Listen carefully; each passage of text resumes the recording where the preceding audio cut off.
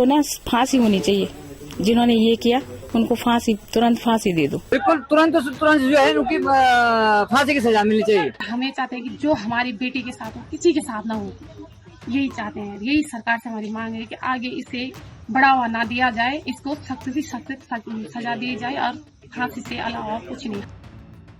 उत्तराखंड की बेटी अंकिता भंडारी के लिए आज हर तरफ से उसे इंसाफ दिलाने की मांग उठ रही है। मांग ये कि सभी आरोपियों, रिजॉर्ट मालिक पुलकित आर्य, मैनेजर सौरभ भास्कर और असिस्टेंट मैनेजर अंकित गुप्ता को फांसी से कम कोई सजा नहीं मिलनी चाहिए।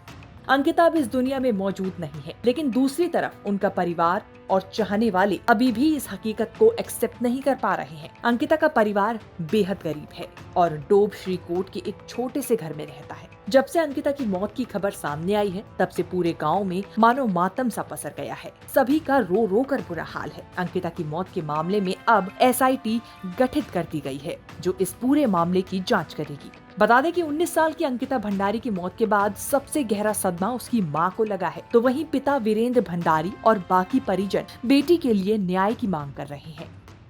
बहुत दुख हो रहा है, मतलब ऐसे होना नहीं चाहिए था, जैसे उन्होंने किया ऐसे होना नहीं चाहिए था। वैसे और कुछ कहना चाहेंगे आप उसके लिए?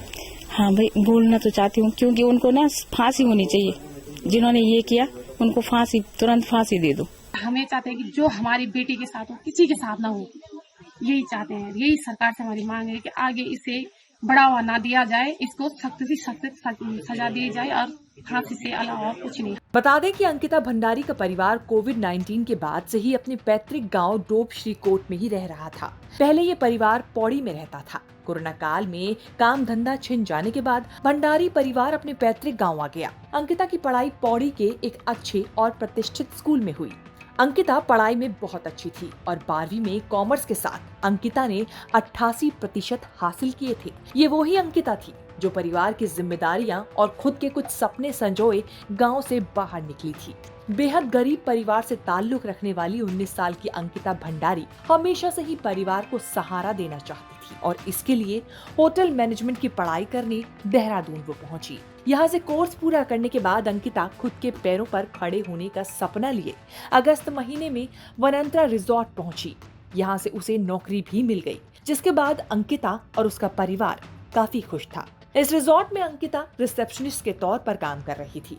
अंकिता को ये नौकरी करते बहुत ज्यादा समय नहीं बीता था, लेकिन उसके साथ ये सब हो गया। दरअसल अंकिता को पुलकित आर्य के रिजॉर्ट में चल रहे काले कारनामों का पता चल गया था, जिसके बाद खुद अंकिता को भी कस्टमर्स के साथ संबंध बनाने के लिए मजबूर किया जा रहा था। अंकिता इस सब की सच्चाई सबके सामने लाना चाहती थी। इसी को लेकर पुलकित और अंकिता के बीच विवाद भी हुआ, जिसके बाद आरोपी पुलकित और उसके 2 अन्य साथियों ने उसे ठिकाने लगाने का ये पूरा खेल रचा।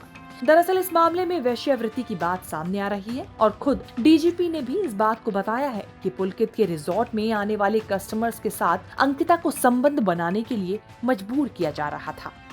उस चैट से स्पष्ट है कि ये कहीं न कहीं इलीगल रिलेशन बनाने का या प्रयास करवा रहे थे।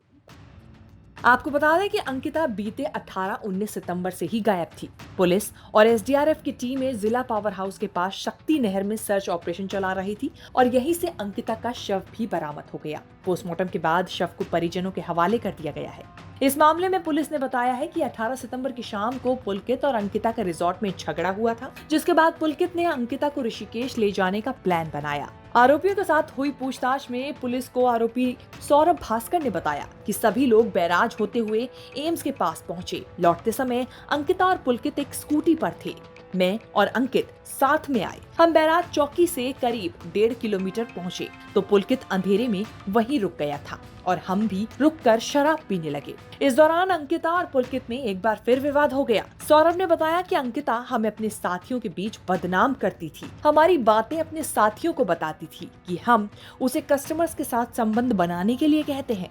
अंकिता कहने लगी कि वो रिजॉर्ट की हकीकत सबको बता देंगी और उसने पुलकित का मोबाइल नहर में फेंक दिया। अंकिता हमसे हाथापाई करने लगी, तभी हमने गुस्से में उसे धक्का दे दिया और वो नहर में गिर गई। बता दें कि अंकिता मर्डर केस से भड़के स्थानीय लोगों ने आरोपी पुलकित आर्य के रिजॉर्ट के पिछले हिस्से को आग के हवाले कर दिया।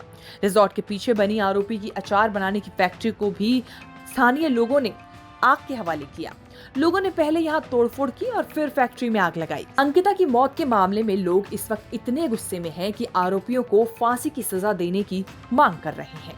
वैसे आपके हिसाब से अंकिता के आरोपियों को क्या सजा मिलनी चाहिए? कमेंट सेक्शन में जाकर जरूर बताएं।